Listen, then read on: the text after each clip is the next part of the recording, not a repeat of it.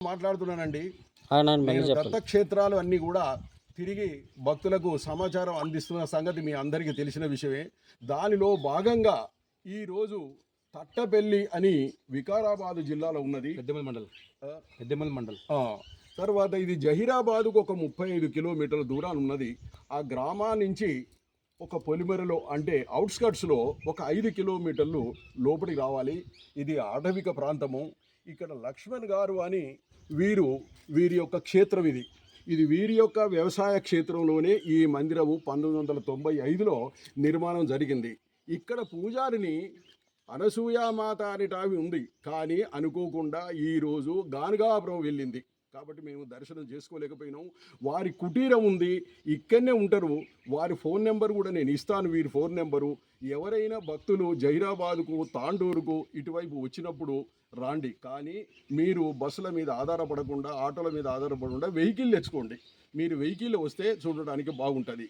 ఈ క్షేత్రం గురించి ఈ మారుమూల ప్రాంతాన ఉన్నటువంటి యొక్క క్షేత్రం యొక్క ఉన్నది అని చెప్పినటువంటి భక్తురాలు గౌరీ.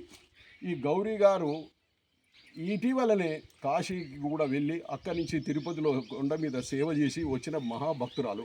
వీరు నాకు చెప్పడం వల్ల వీరికి వచ్చిన కాబట్టి ఈ యొక్క వీడియో ద్వారా నేను థ్యాంక్స్ చెప్పక తప్పదు. నాకు చెప్పకండి అంటది కానీ చెప్పక తప్పదు. తర్వాత మరొక భక్తురాలు ఇందిరా గారు. వీరు తాండూరులో వీరి యొక్క దాదాపు 25 సంవత్సరాల నుంచి కూడా దత్త పాదుకలకు పూజ చేస్తూ ఒక ఇత్తడి విగ్రహం ఒక ఉత్సవమూర్తిగా పెట్టుకున్నది. ఆమె కూడా మహా అపారమైన భక్తితోటి దత్త సేవలో చేస్తున్నది. డాక్టర్ ఉషా గారు, వీరు నా గ్రంథాలను కన్నడంలో ట్రాన్స్లేషన్ చేస్తున్నారు, హిందీలో ట్రాన్స్లేషన్ చేస్తున్నారు. ఇప్పటికే 2 వాల్యూమ్స్ అయిపోయినాయి, ఇంకో 3వ వాల్యూమ్ నడుస్తున్నది. ఇటీవలనే వీరు తర్వాత ఎక్కడికి మన ఉజ్జయిని, తర్వాత ఓంకారేశ్వరు, తర్వాత ఇండోరు, ఇటువంటి యొక్క దత్తక్షేత్రాలన్నీ కూడా తిరిగి వచ్చినటువంటి ఒక పుణ్యాత్పురాలు. తర్వాత రాఘవ గారు, వీరు మహా జ్ఞానవంతులు, తర్వాత మహా మౌని, ధ్యాని, సౌమ్యుడు.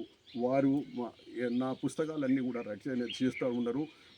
వీళ్ళందరం కలిసి 6గురం కలిసి మేము ఇక్కడికి ఈరోజు రావడం జరిగింది.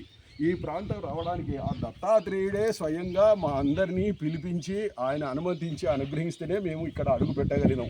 ఇది ఎంత సంతోషంగా ఉన్నదంటే ఆహ్లాదకరమైనటువంటి యొక్క వాతావరణంలో ప్రశాంతమైనటువంటి ఔదంబర వృక్షం ఉంది ఇక్కడ చూడండి. ఇప్పుడు మీరు దత్తాత్రేయుని చూడాలి. ఇప్పుడు మేమందరం కనిపించిన పరిచయం చేసిన మీరు దత్తాత్రేయుని చూడండి. ఇగో పాలరాతి విగ్రహం, దాదాపు 2-2.5 ఫీట్ల ఎత్తుగలటువంటి ఒక పాలరాత త్రిముఖ దత్తాత్రేయ స్వామి. 1.5 అడుగు గద్దె మీద తూర్పు ముఖంగా చక్కటి